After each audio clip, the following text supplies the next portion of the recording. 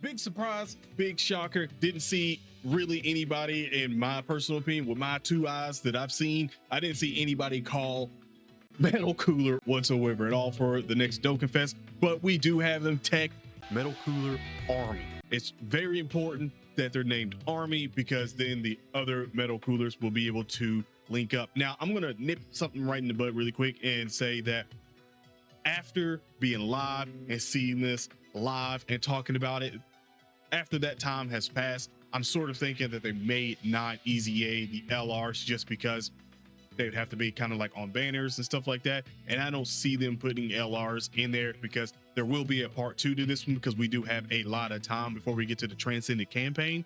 So there's going to be a part 2 to this one. It just depends on who they want to throw in there because it could be like another Goku, and I'm not gonna lie, it could be another Goku and Vegeta. It could be just a Vegeta exchange to Goku or a Goku exchange to Vegeta.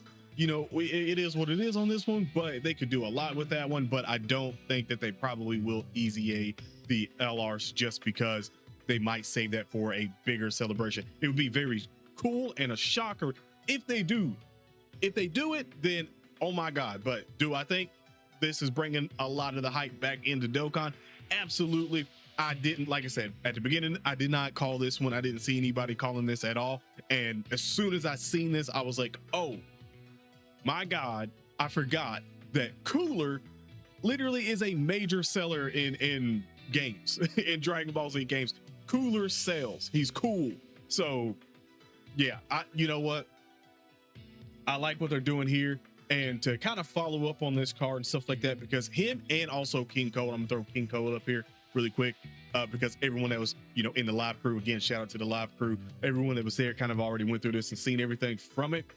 Both of these units are pretty solid. I'm not gonna lie, they're pretty solid. We're gonna go over maybe a couple of things that could possibly get some EZAs from this because we are dealing with Wicked Bloodline here. So I was very much hyped for Wicked Bloodline to really get some, you know, good representation this year, and I'm glad we're getting it, especially starting it out with Cooler, because we'll have a lot of units that can EZA, super EZA, free to play and everything, and also paid premium.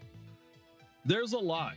So I'm very excited for this one. You guys can let me know in the comment section below what you're ranking this out of 1 out of 10 currently right now, or at least from hype wise, like if this is bringing you back a little bit, because again, for the people that, you know, didn't want Kid Buu or anything like that, you know, you got your wish, you didn't get no Kid Buu, but these guys are absolutely freaking cool. I'm not gonna lie to you.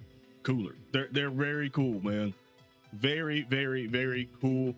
A lot of stacking, a lot of super attacks happen in this one. I think in potential, there's probably about like 7 super attacks that you can actually get accounting the hidden potential system. Because if you look down here for basically one of the orbs, like basically he has the sort of gimmick of it doesn't matter, like it just depending on what orb you necessarily want to grab from it is what different things that you can actually get from this one. So like if you literally grab one AGL orb, you literally get another evade chance by 25%. If you go with TEQ, which I think TEQ is going to be very, very, very good, you launch an additional super attack because he already has a crazy amount built in and stuff like that. But you launch an additional super attack that has a great chance of becoming, launch an additional attack that has a great chance of becoming a super attack. Was getting tongue tied there. But attacked enemies attacking defense minus 25% for 2 turns. And again, running dual leads for that. You see how that's going. And also seals the attacked enemy super attack for 2 turns. So going in events and stuff like that, that you can literally go through this one and do that sort of thing, then you're looking at this pretty well. And for, I would say, very new players in Dokkan Battle, he's probably good, like he's probably gonna be very good for that, because if you look at all the other content that you can do that's not the crazy highest level content, that's not getting stunned and stuff like that, if you can seal and stun and go through that one, then he's pretty much probably gonna wreck that stuff. And having a dual lead for that, like, bro, it's gonna be pretty nasty. And if you get an intelligence key spear, you survive a KO attack up to once within a turn and recovers 10% of HP at the end of the turn. So with an intelligence orb, you survive a KO. That could be very useful in certain situations, how you're looking at it, but pretty solid. An SCR key spear with just 1 SCR key spear or more. Again, they're all 1 or more. Extreme class allies attacking defense 50%. 50%. One or more physical key spear obtained recovers 5% of damage dealt as HP. Now, I've seen a whole lot of calculations for this one, because if you get hit really hard, then that's 5% of damage dealt as HP. Think about that. You get hit pretty damn hard, how much HP you're probably going to be getting back. So it's pretty good, not gonna lie. That is pretty solid. If you get in a situation where you have, like, say you got both coolers on one rotation or something like that, then one of them can survive the KO, like at the end or something like that, and the other one can literally grab the physical. Pretty solid, not gonna lie. It's a good little strategy there. But the call reinforcements, this is the thing that has been talked about a lot. And even with the active skill, before we get there, the active skill does give you key +1 and attack and defense 30% in battle. So you're buffing you, and it's not just a one turn thing. It's literally, you get that for the rest of the turn. So, well, excuse me, rest of the battle. So let's pop this. You see everything that's going to be doing through here, which is another kind of crazy thing, because greatly raises attack for one turn and causes mention damage to the enemy. Raises enemy class allies defense by 6% for 2 turns. It's pretty solid, not gonna lie. And again, you have to remember that he's getting a ton of super attacks in his kit. So that 6% is literally every time that you super attack. So you can see up here that right off the bat, with the interest animation and yada, right off the bat, one time, but it's infinite. You launch 2 additional attacks, each of which have a high chance to become a super attack. So that's 3 super attacks right off the bat. Then you got your hidden potential that case that to 4. And then you come down here and you can get the TEQ Spear as well. But starting from the 4th turn from the start of battle, launch an additional super attack. So if you literally go for the tech orb, then you get that extra super attack. And now you can see how that 6% is kind of insane. So if he's super attacking like crazy and you got like everybody on the team built up, so we're looking at like physical coolers, like bro, we're looking at like Friezas, all of those cards that build up, and then you got 2 of these guys running, brother, like absolutely killer, absolutely killer. They done a very good job with this card right now. And then speaking of the reinforcements, so you can see this one calls reinforcements when character is the first attacker in the turn starting from the 4th turn from battle or from the 6th turn from battle, right? So the thing that's kind of frying a lot of people right now is that if you look at that basic effect and just the attack stat, even though we don't have the data download just yet and stuff like that, a lot of people are basically saying that this is going to be maybe like a 2 or 3 sort of turn giant, like grade 8 sort of transformation sort of gimmick. But the basic effect is key +3, performs a crit hit and stuns all enemies, right? That's what you get. And remember, if you run 2 of these guys, then you got like up to 6 turns. If it is, you got 6 turns of this, right? That at the start of each turn is attack 600%. So this is a grade 8 sort of mechanic, right? Dog, your second turn, if it's 3 turns of this, if you get 3 turns of this, your first turn 600, and you're doing your super attack, right? And then you got the hidden potential system that might kick in, right? So you might get an additional super out of it, right? Then your second turn is 1200. And if it does go to 3 turns that you have, then it's 1800% attack. That's wild. And you got 3 attacks that are performing a crit hit. Oh boy. Like, it greatly raises attack temporary and causes destructive damage. Not immense, destructive. So yeah, this guy is pretty good on paper. I can't wait. I've seen calculations or something like that. Someone said his second attack was, I think, somewhere around like 66 million. And I'm thinking to myself, second? rainbow, by the way, with no god equips. No god equips. Best case scenario, running calculations for links and everything, right? That's the second. Remember I just told you that was like 6 to 7 super attacks you can get out of this.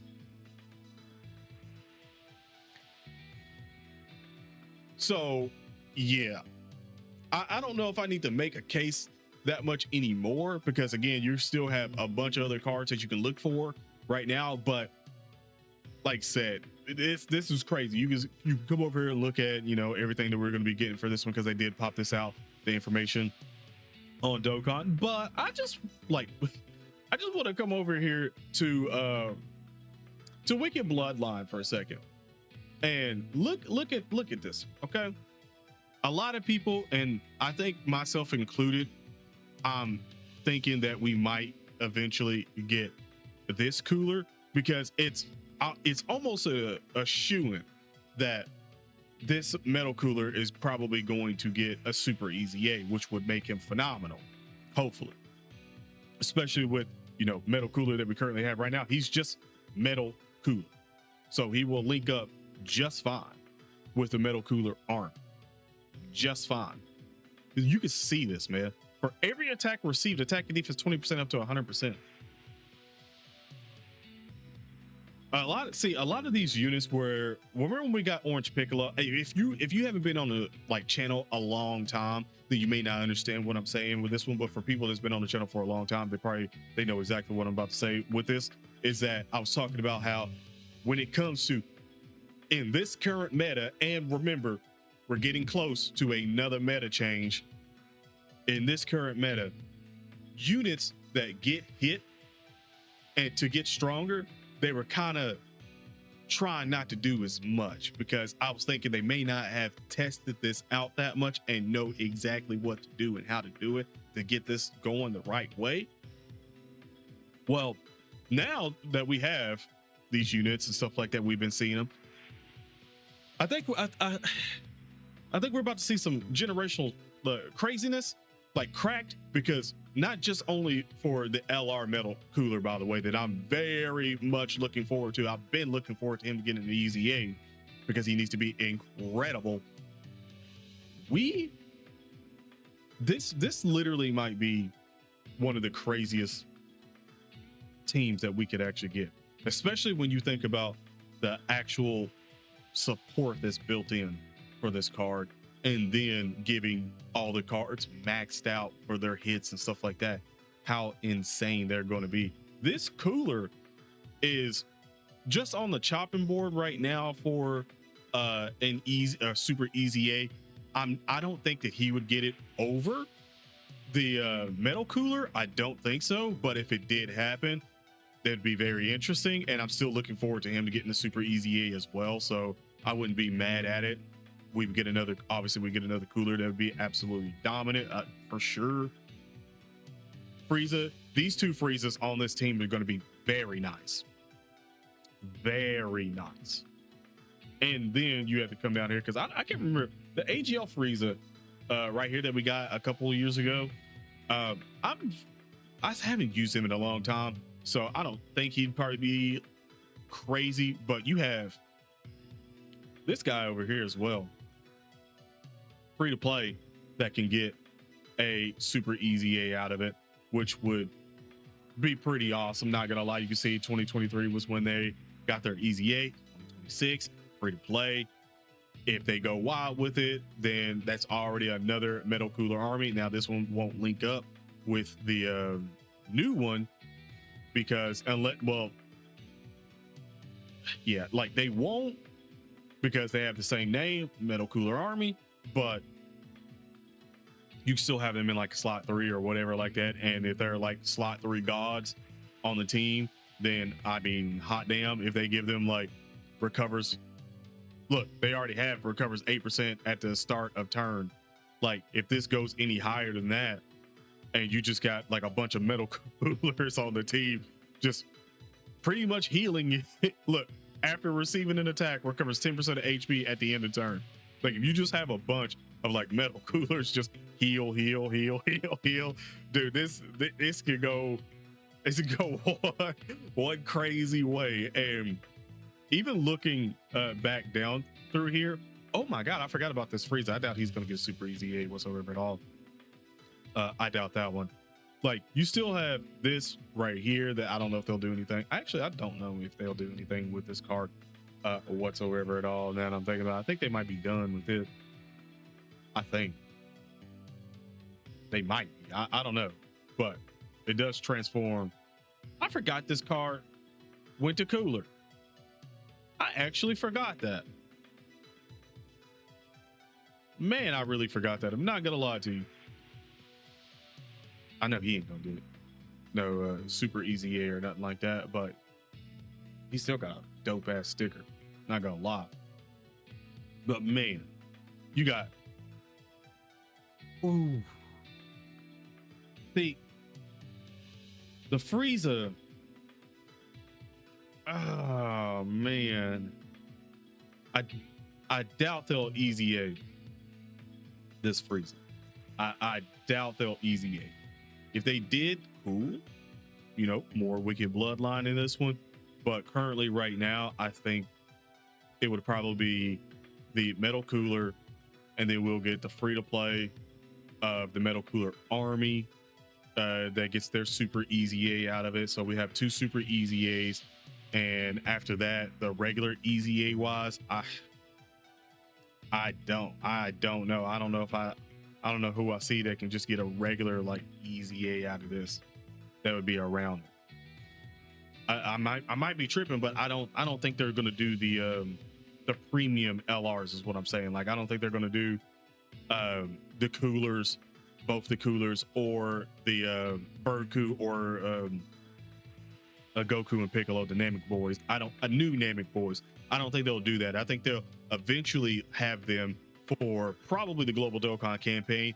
That way it'll be something like one half of the Global Dokkan campaign is Planet Namek Saga sort of themed, or just Planet Namek themed, and we have like Goku and Frieza as the new cards, and then we'll get the other EZAs there out of that, which would be absolutely insane. By the way, just for one part of this would be seriously insane.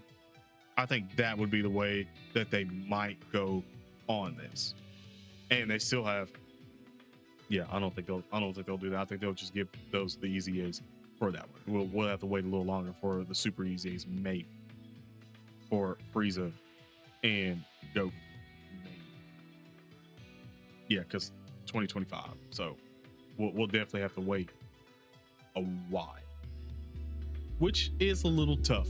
But let me know in the comment section below how you guys are feeling about this one. Other than that, have an awesome day/night. Stay safe, and I'm out.